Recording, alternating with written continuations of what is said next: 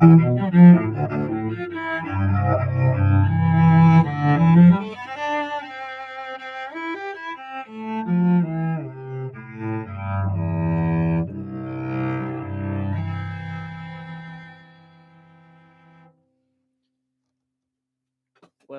I don't know if you could see me earlier, but it was just spinning here. There was no evidence that I was actually live, so I apologize if you were waiting for me to say something or play something. Anyway, thanks for joining me. If you want to come back, please feel free. And chat with me if you want too. And it'd be nice if somebody were here so they could tell me if you can hear me. That'd be really nice. But I understand. I didn't announce that I was going to be online. I just want to practice being on my cello, really. So thanks for joining me. I have here my title page of my book, my most recent book. It's called Scales, Arpeggios, Chords, and Cadences. And it is all about this page right here. This is the page of exactly what I just said in the title. This is the key of C major. You've got your scale, arpeggio. These are triads.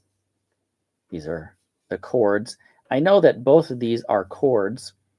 Triads, of course, are those things, are those chords that are built in thirds. So like in C major, you've got C, E, and G. That constitutes a chord built in thirds. And then, of course, down here, later on, I've got what I term chords in this book. And that's just to differentiate that the triads are largely unplayable on the cello. There are a few, that's definitely the case. But the vast majority of triads are not playable when they're stacked in root, third, fifth. But they are playable if you take the third, extract it out of that middle position, and do root, fifth, third. And this page is exactly what every single key signature looks like. I've taken the pains of writing out almost all 24 keys. And the reason I didn't do all 24 is because even though we do spend time playing to some degree all of those keys, you actually get chords,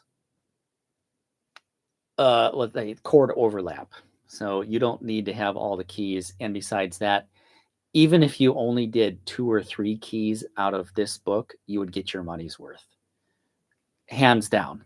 Absolutely guaranteed, because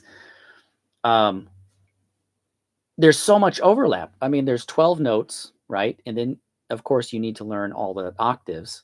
Here, I've only done 1 octave. And, of course, you can request that I do a second octave, and I would probably sell it for a little bit less if you already bought this version, this book. Currently, I'm working on a practical application book, which is going to give you 10 actual pieces, melodies. For example,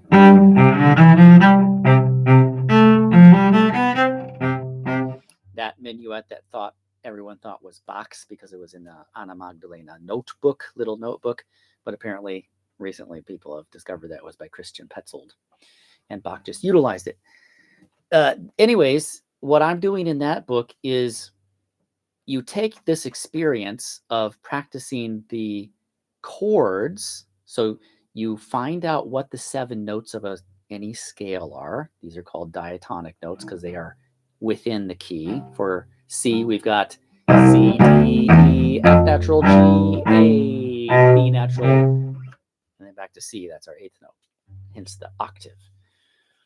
Then you can build 7 different chords based on each of those notes. So off of C, we have C major, or in a playable chord arrangement. And off of D, we have D minor. Off of E, we have E minor. Off of F, we have F major. Off of G, we have G major. Sorry. Off of A, we have A minor. Off of B, we have B diminished, not B minor, because F sharp is not in C major. So we have to use an F natural, and that gives us a diminished chord. And then, of course, we're back to C major, which is a repeat, just an octave above. And in the practical application book, just like if you take this minuet, what I'm doing is showcasing those triads. So if you take the triads and play them as arpeggios,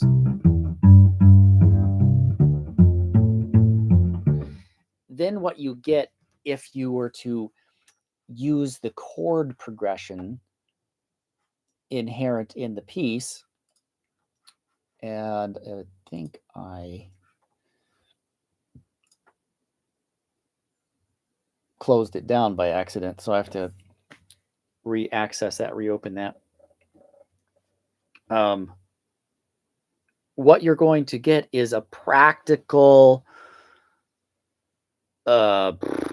playing of those triads.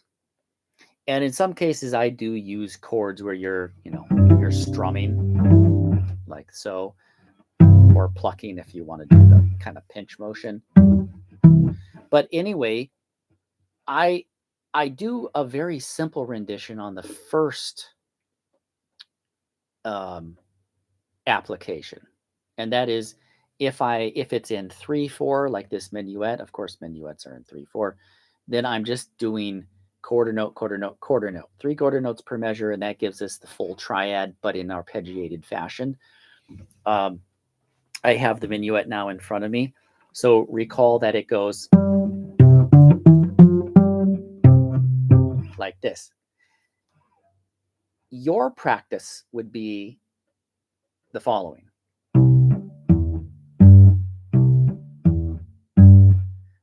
Bum, ba, ba, ba, ba, bum, bum, bum. That's very simple, and that, of course, is not what the composer Christian Petzold originally wrote down. But what it does is it gives you a new or an informed look into what you practiced here, which is, for most people, really dry exercise. It's not dry if you're actually trying to figure out how this stuff works. Then it's really pretty engaging. We can compare that here in a little bit. I'm going to go to the original accompaniment, or at least very, very close. It's necessarily a little bit altered because of how the octave that we chose operates on the cello. But otherwise, it's really similar. First, I'm going to play, and I'll try to sing. I'm not a great singer, but I'm going to try to sing the melody. Bum, ba, da, dee, da, bum, bum, bum, da, ba, da, dee, da, dee, bum, bum. Just those 4 measures to illustrate a little bit better how this goes. And I might choose a simpler piece. I also did French folk song, and I can sing that much better. But this goes C major, C major, F major, C major per measure, which is very convenient for learning your chords and which notes go to those chords. And that's the whole point, is you're learning not only the notes, because many students don't know their notes. I've been teaching a long time now, and most students cannot just say the note they're playing or what they're looking at on the page. And this is critical to be able to play from the page by sight. So we've got G, dum, ba, da, dee, da, ba, ba, ba, da, dee, da, dee, da, da, da, da, ya, da, da, dee, da, dee,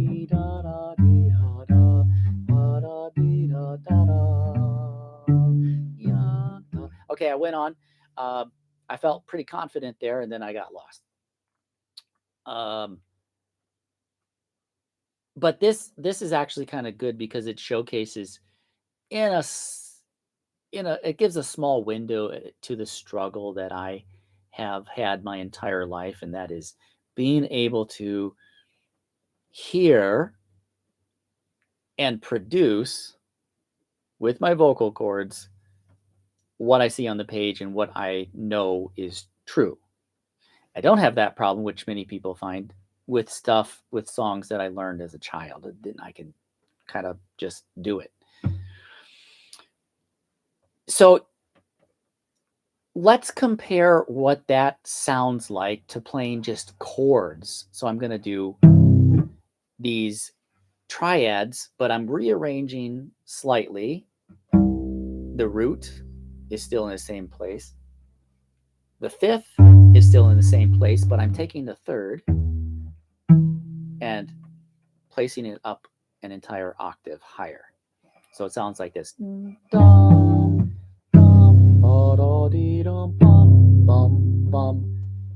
Bum, ba, da, dee, da, da, da, da, da, da, da, dee, da, da, dee, da, dee, da, da, dee, da, dee, da, da, da. That is really, well, it's interesting in as far as that if you are playing the melody by yourself and you are able to play in some degree at least the chords, the progression, a string of chords, that is. Maybe you can't sing it, or you don't want to sing it, or you don't have anyone else to play the melody. You can at least have that in the back of your mind while you're playing. And besides that, like I already stated, if you're practicing this in a very simple fashion, no composer in the right mind probably that wants to create a masterpiece is going to write like this, but it gives you an opportunity to think about the notes. You do it repeatedly in simple pieces like this that are diatonic in nature. There's very little modulation. It just comes back again and again and again. All right, now let's compare what Petzold, and again, some people thought this was Bach for, 200 years. People thought this was Bach's Little Minuet. What did Petzold write as the accompaniment originally? So, still the same melody, and it's going to be very tight harmony because of who I'm targeting this to. I'm targeting this to students mostly. If you're more advanced, you still can learn a whole lot from this if you haven't already figured out chords, haven't figured out cadences, haven't figured out chord progressions, and so on. That is something that, I guess I'm kind of slow. If I'm a professional musician, I didn't know that for, a couple years till after I graduated with a master's degree. Fine. I was a little bit slow, but we're always learning, always progressing. Petzold wrote something like this. Bum, ba-da, ba-da, bum, bum, bum, yum, ba-da-dee-da, bum, bum, bum, da-dee-da-dee-da-da, ya-da-dee-da-da-dee, da-dee-da-dee-da-da-da, dee-da-da-dee-da-dum, bum, bum, ya-dee-da-dee-da-da-dee-da-da, da-da-da-dee-da-da, da-da-dee-da-da, ya-da-da-da-dee. So something like that with my awful singing. It's better than it used to be, so I'm kind of proud of it, but that's besides the point. Notice how he's pretty sparse in his accompaniment. That's the original. It sounds very good. So he's not only doing a bass line, but he's also taking the opportunity, because it's for students, probably younger students, especially 250 years ago, because it's around the same time as Bach. Let's see, I have his dates, 1677 to 1733, pretty close to the same dates. He kind of like lets the left hand take double duty. So it's acting as a bass line, but it's also really harmonious. It sounds fantastic. Now let's go back and compare to a practical application of this page from my book, Scales, Arpeggios, Chords, and Cadences. Remember, we're learning chords based on the scale. So you hear, I think you hear piano students do something like this. You know, and if their teacher doesn't do it, I would venture to guess that a lot of students just kind of play around with that, you know, the triads climbing up the scale, because it's really interesting and it sounds fun. I used to do that, and you do it in all configurations, you know, with the root position first, and then in first inversion with the third on the bottom, the root on the top, and then so on. So let's compare my version, which is based off of this document here that I have for purchase on my Patreon. What is it that we're learning? And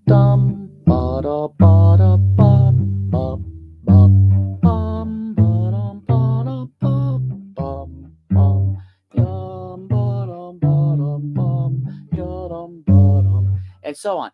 This, to me, is really relevant to understanding music, but also understanding what's going on on your fingerboard.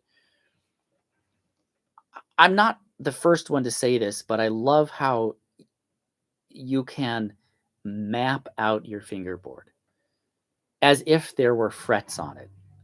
At this point, you know, once you become very fluent and you've practiced many tens of thousands of hours, or, you know, played and practiced together many tens of thousands of hours, this is, everything is just right there. You know where the notes are, and there's no guessing to it anymore.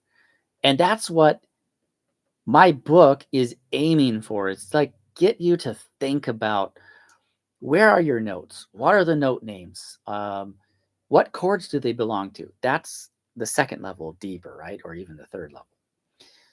Now let's go to the book so you can see again, now that you've heard practical application and a real piece, both the triad form, root, third, fifth,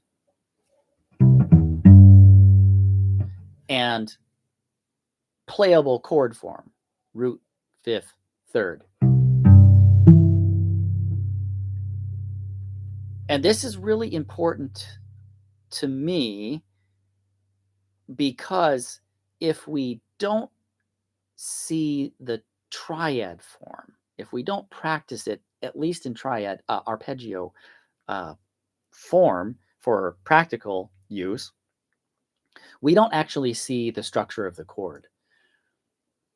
Whereas if we're only practicing, it's kind of misleading, because you don't, chords are, you know, if you stack them in thirds, you immediately know what kind of chord it is. So if you rearrange notes, you know, on a page, most of the time chords are not arranged root, third, fifth, seventh, and so on. They could be root, fifth, third, root, seventh, fifth, third, or whatever the case may be, with another root on top. And by rearranging them into this triad form, root, fifth, root, third, fifth, then you've got the structure, the theory behind it, and thereby mapping out the basics of your fingerboard rooted in music theory. C major, D minor, E minor, this is F major, sorry, F major, then we go to G major,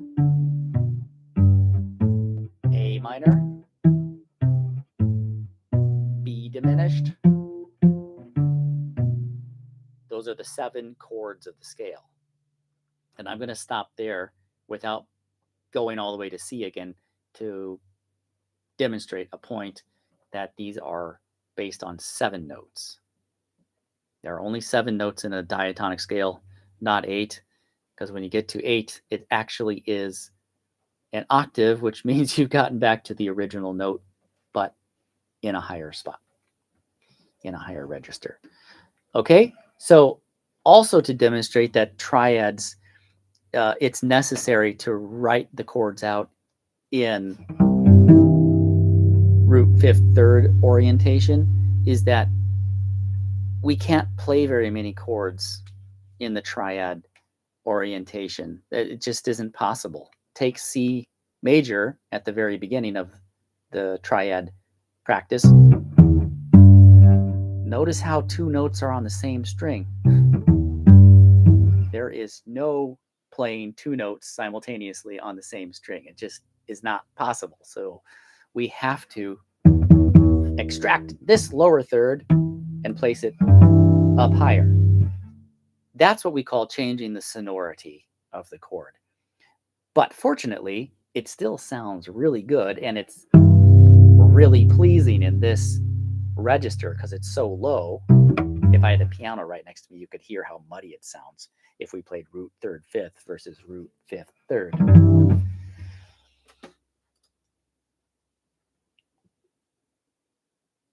Hey, hello. Wow, I did not notice. Sorry, I didn't notice. Oh my goodness. I'm terrible at that.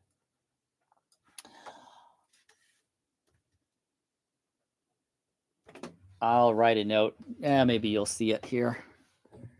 I apologize. I was so busy looking at I have my music on one side of the screen and myself on the other side of the screen, and the chat was covered up. So anyway, yeah, this is in Suzuki.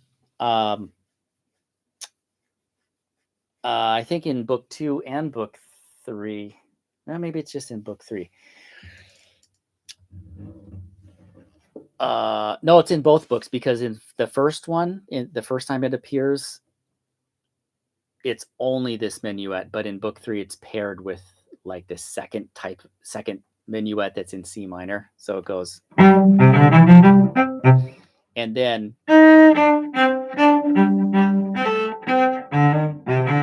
yeah, something like that. Anyway, thanks, JC. I appreciate your being here.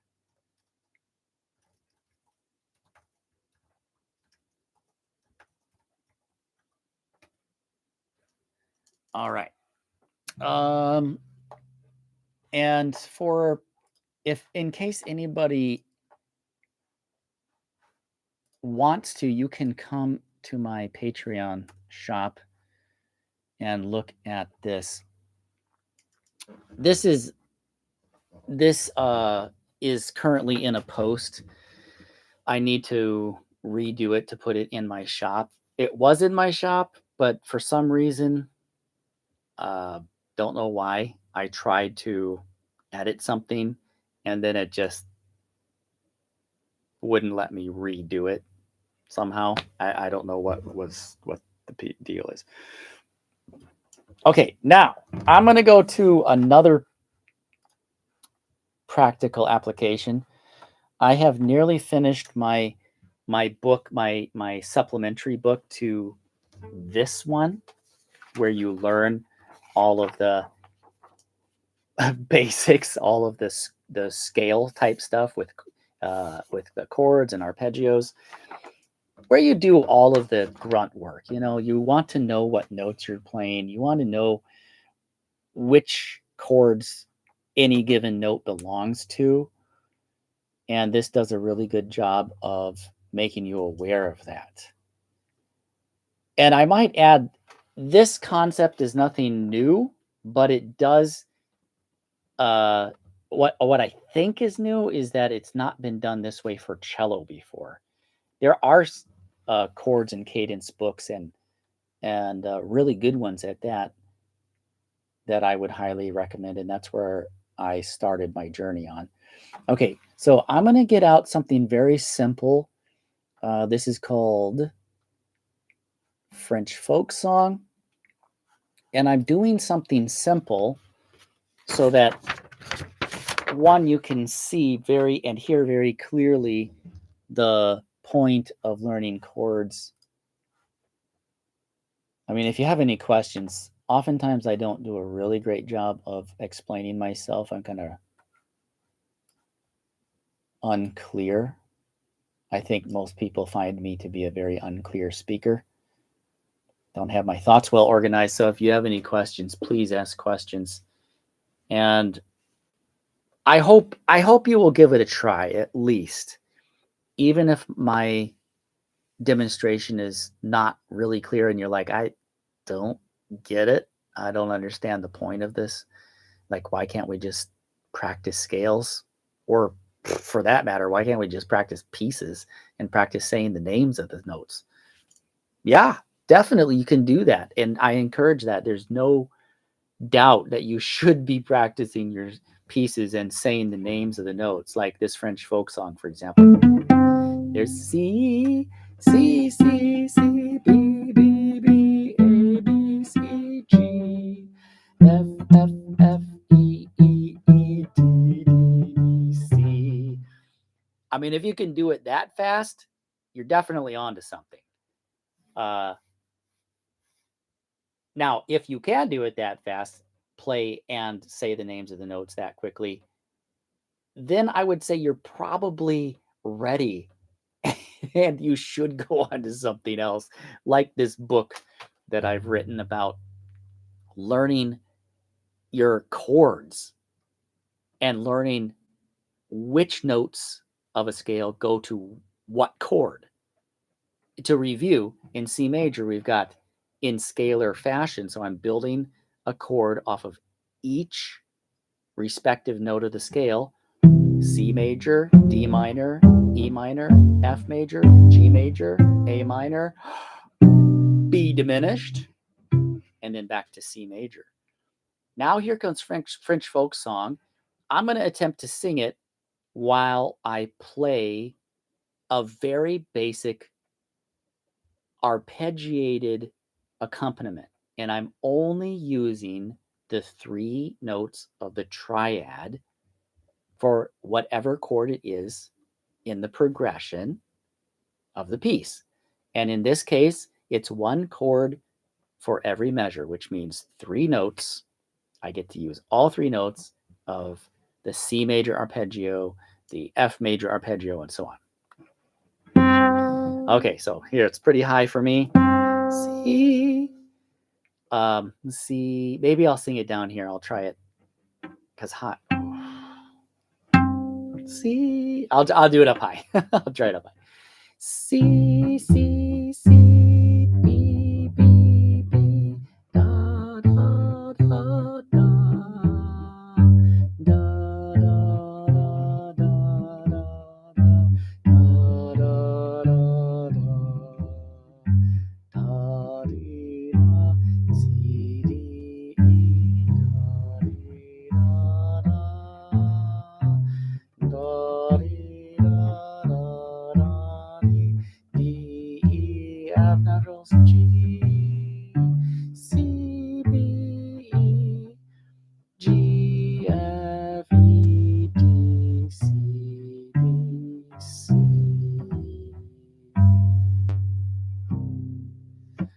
And I chose to end it in our same arpeggio. And you don't have to. Maybe I'll change that because it does seem a little bit weird, even though it's an exercise. Right, now, here's the very next page. This is the next arrangement of the triad. Remember, the original triad built in root, 3rd, 5th is C major. It's unplayable. You can't. There are 2 notes, C and E, on the C string, and you obviously can't play 2 notes simultaneously on a single string. You can only play 1 note on a single string. So what the next exercise does is go to the following page. Here's the triad, root, 3rd, 5th. down to the chord, the playable chords, root, arranged root, skip the third, fifth, and then third on top. And the scale sounds like this. I'm going to do it again for review. C major, D minor, E minor, F major, G major, A minor, B diminished, back to C major. Oh, too bad. Too bad. JC, I lost JC. I waited too long to check on the chat box. So, my bad. Okay, so here's French folk song, and it is arranged with the root, fifth, third sonority.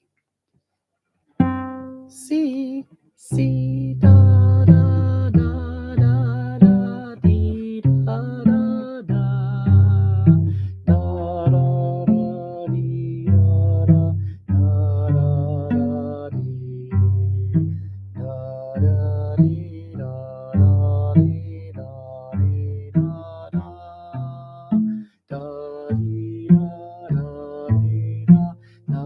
dee, da, da.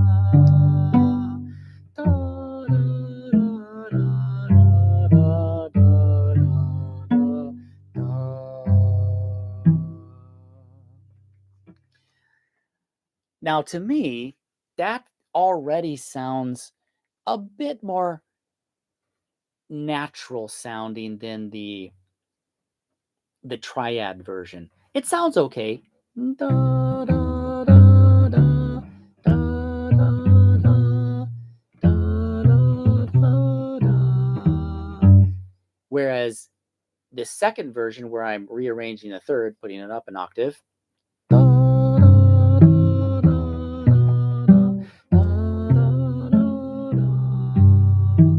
sounds a lot more harmonious. And by the way, if you're not a pianist or you don't play piano even for fun, this is what the left hand of the piano most often does. Root, fifth, third. So when you arpeggiate, it is very sonorous. It just sounds rich. So I think this sounds much better. All right. I have not done, I actually intended to do this and I forgot to. I haven't done an arrangement basically copying some standard accompaniment like Suzuki or something, just taking the very bottom note of the bass line and making it into a duet for French folk song. Right. If you've just joined me here, I am talking about, excuse me, I'm talking about my book that I have available on my Patreon.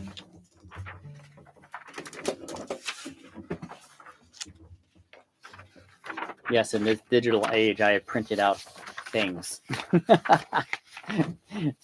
but I think it's helpful. This is very discolored. My printer, for whatever reason, didn't do well on that. I typically just print black and white, but I thought I'd try color.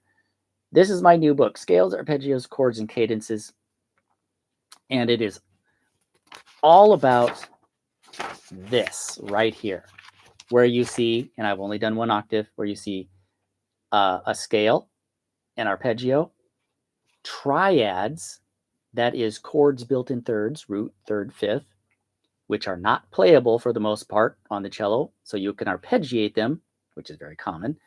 Then you have the sonority of chords that are playable, root, fifth, third. Every single chord is playable in that sonority. Then you have cadences and a dominant seventh arpeggio for bonus. And like I said, it's just one octave. They are meant to make you, in a much deeper fashion, more aware of not only the names of the notes that you're playing, but where on the fingerboard you're playing. So you're mapping stuff out. You can instantly recognize it when you're playing. Okay, I know I'm playing an E, I'm playing in a C, I'm playing another C, and so on. But even a deeper level is that if you're playing a note, maybe you could just take a stab at first, take a stab in the dark and say, this first note, based on what I know from listening, from practicing, it sounds like a pretty happy chord, so pretty happy note. So maybe it's part of the C major chord. And you'd be right in that case. And who knows? You practice this a few times and you look at your music that you're practicing and you try to put 2 and 2 together. You may just start coming up with stuff. I mean, it's not that simple. You have to really apply yourself, of course. In my case, it was a long slog, and I had to study long and hard to understand what was going on. All right, I've played Minuet in G, which I transcribed to C major, just like it is in Suzuki Book 3, and French Folk Song, which is originally in D major in Suzuki Book 1, but I transcribed it to C major because it works really well in any key, and it is what's the word? It is useful because it's simple. You know, you don't have to worry about any sharps or flats. Hello, Felix. How are you? How are you? So now I want to play another example of practical application. So you can hear still another. I'm going to choose, let's see here. I have 10 pieces that I chose. Some are very simple, so you can get really wrap your head around it, think about what you're doing, and go on from there. And some of them get progressively more difficult. The 10th piece, I haven't decided that I'm going to put it in the book yet, but I think it might be Traumerei by Schumann, which is a beautiful little number, but it's a lot more complicated or complex chordally than one might expect at face value. Okay, so Franz Schubert wrote a Berceuse. It's called a Berceuse in Suzuki Volume 3. It's in German, Wiegenlied, or in English, it's a lullaby. And everybody probably has heard this piece at some point. Here it is.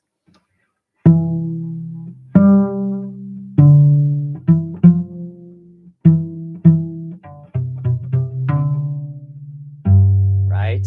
Ringing a bell now. I'm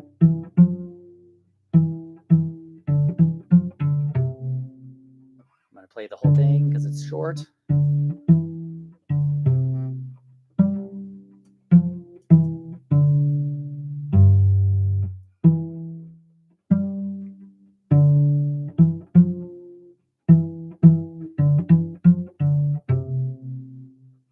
Okay, pretty simple, pretty straightforward.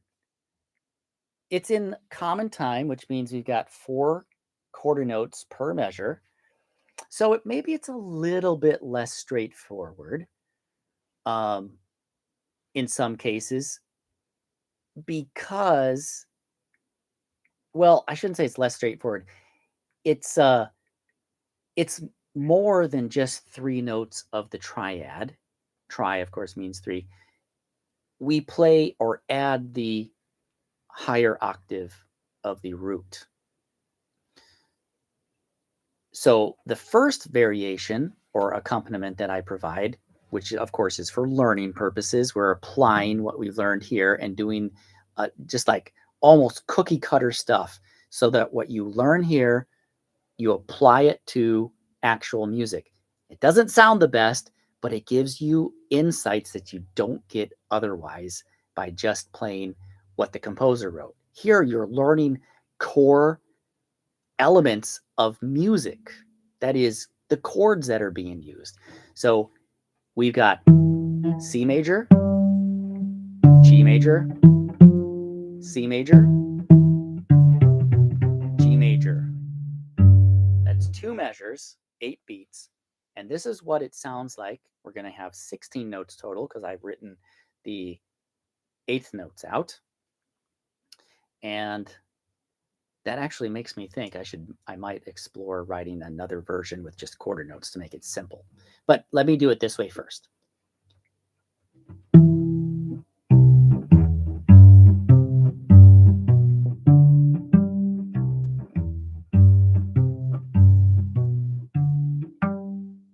Okay, I mean, it sounds pretty good.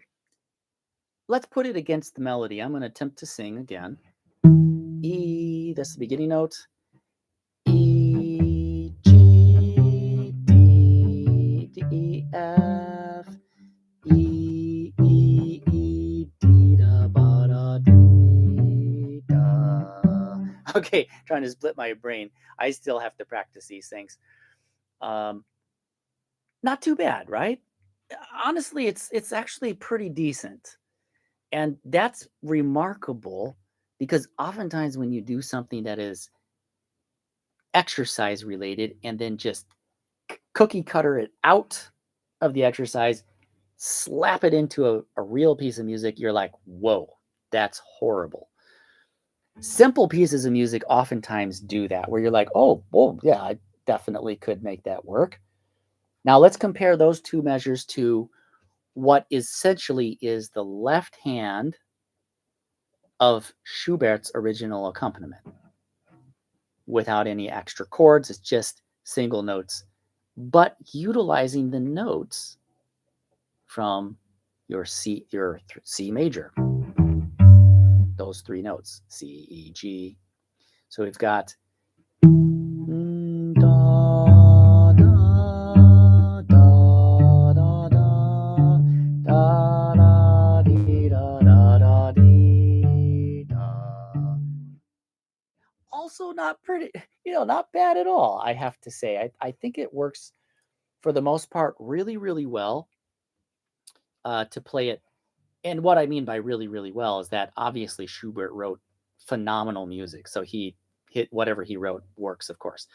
But on the cello in this key, it tends to be a little bit muddy, and I'm not doing everything exactly as Schubert composed it. It's adapted for simplicity's sake to apply what you just learned in this book. So we have to always keep that in mind. What I'm working on now as a supplement, which will be on sale sometime in the next month. This book already is on sale in my Patreon shop.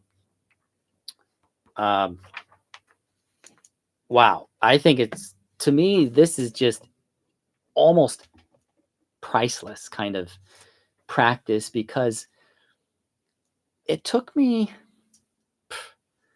I don't know how long, years and years anyway. It took me years and years of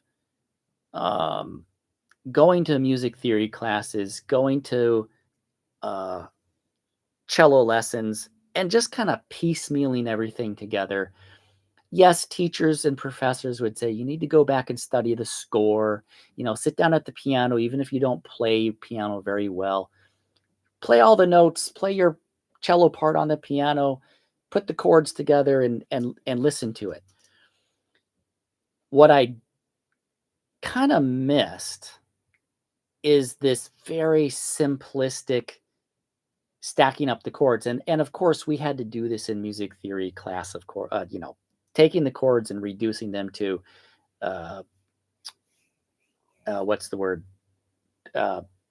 Triad form. So you're always taking the chords and restacking them in the original root, third, fifth, seventh, ninth, 11th, whatever the case may be.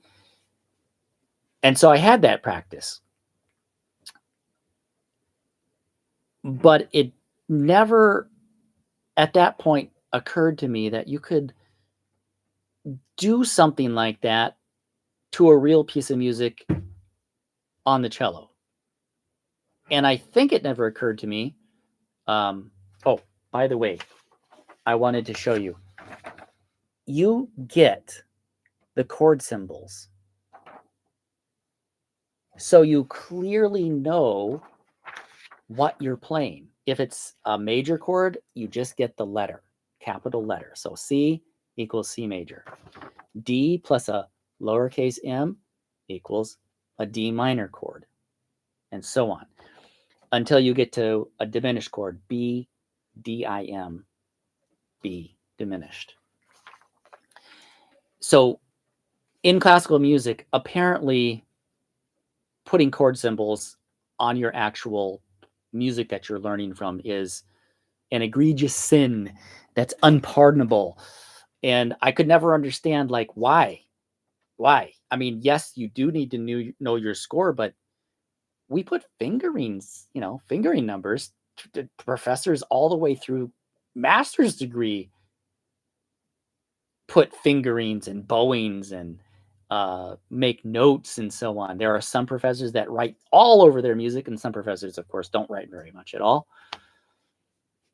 But I just thought, man, okay, why can't we do this? And I think in today's environment, it's probably going to be accepted just fine, except for those very few stalwarts that are like, oh, we can't do this. This is not tradition, blah, blah, blah. At any rate, you go look at this book, and I promise you it'll be worth the $15 that you spend on this book. I spent, I don't know how many hours, dozens and dozens, like probably a total of 24 or 36 hours, maybe more, just inputting the notes and then revising it once. And then I revised it again, and I double checked it and I triple checked it. And there's still things that I see. I'm like, oh, I got to go back and fix it or change it because I like it better another way. I think it's in its final state now. I'm pretty sure. I don't see anything that's like jumping out at me. It's $15. That's to me a fair price. It took a lot of time, and I just sell very low quantities of music. So if you have a proposal for a lower price, come my way. I'll see if I can work something out. But I want that to be fair for everyone. Now, my supplementary book, which has 10 real melodies, like them, this Schubert Berceuse or lullaby, French folk song, minuet in C. Let's see. I've got my files here, and I can tell you all of the pieces that I have done. I've got all 10 entered and edited. I just need to compile it as a single PDF file, and I can upload it. And again, this has taken me dozens and dozens of hours. It's, for me, this is very high level thinking. I'm like really putting all of my knowledge into this. I don't make myself out to be like a really smart person by any means, but it's just where I'm at in this space, So I put a lot of effort into this. Again, this kind of application is necessary for getting into the deeper level of proficiency and understanding music. Here are the 10 pieces. There's a hymn called Morning Has Broken, and this is thanks to one of my students in England that I teach online. Obviously, I'm not in England. It has a beautiful, simple melody, and I think it originally comes from some sort of folk song, which many hymns do, older folk songs. Then there's French folk song. Then there's Berceuse or Lullaby by Schubert. And Silent Night, a nice Christmas carol. Londonderry Air, another folk song. Then there's Cradle Song by Brahms, Bach Minuet C, which I played earlier. Then also Bach,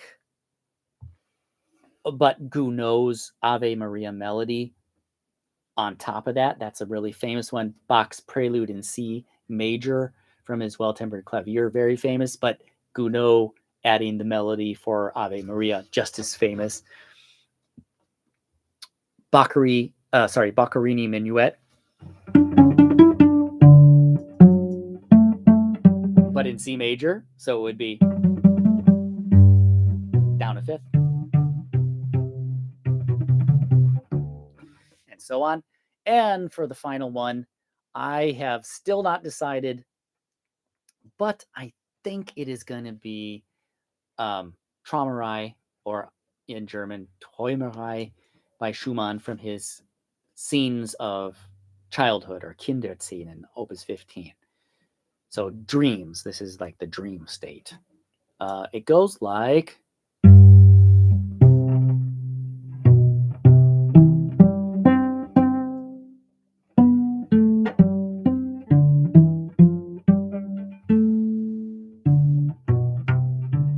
And I haven't memorized it in C major yet. Actually, I don't have it in front of me.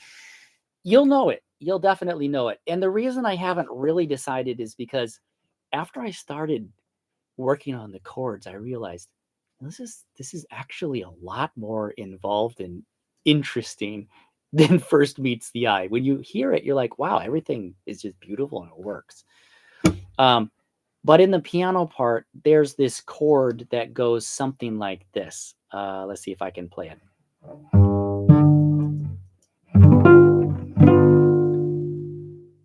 That's a G dominant 7 chord.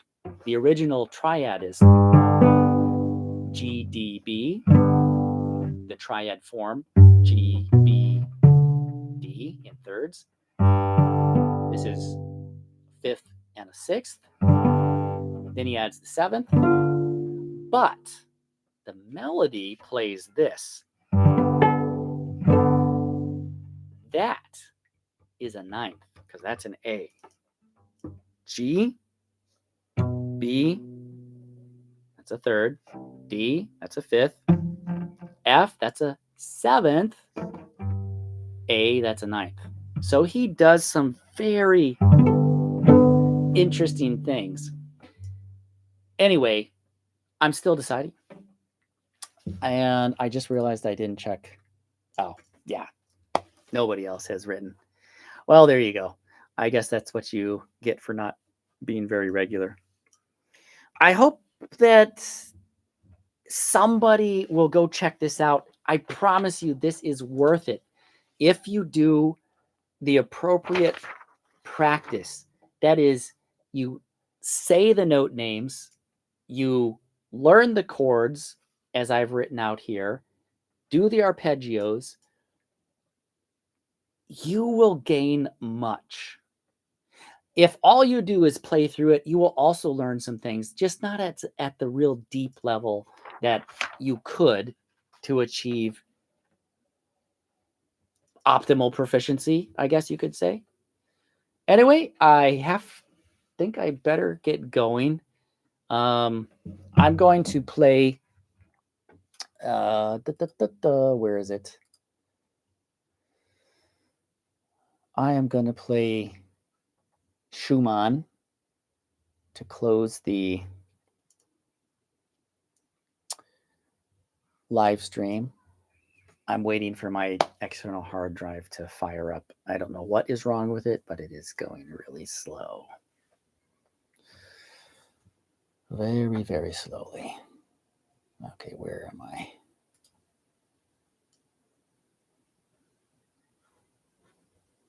There it is. Okie dokie. So, again, I hope that you will take this as well-intended instruction, advice, counsel, whatever, or just showcasing what is possible.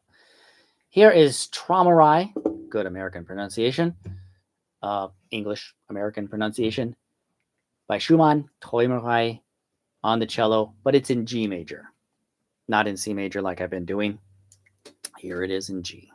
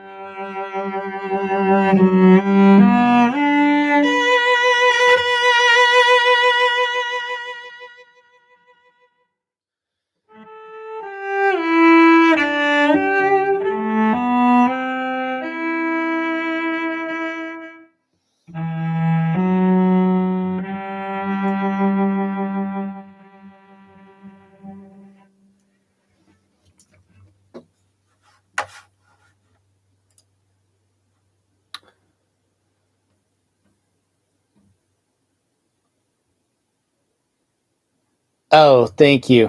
Yeah, unfortunately, I don't know. Maybe this is an old hard drive from the store. I just bought it a month ago. It's a 10 gigabyte hard drive. Not gigabyte, it's a 10 terabyte hard drive. I don't know if that makes a difference. But it is very upsetting because I spent quite a lot of money on it. At least for my pocketbook, it was a lot of money. It's from Costco, and I thought I did the proper research, but I think I did not because it seems like it's just way too slow. This hard drive is a disk drive. Until now, I've bought 4 terabyte solid state hard drives, and they seem to be a little bit better. Sometimes they got a little jammed up. I don't know why, but whatever.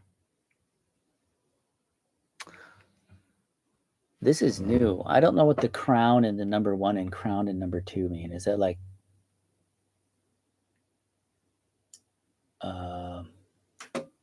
it's the first time I've seen this.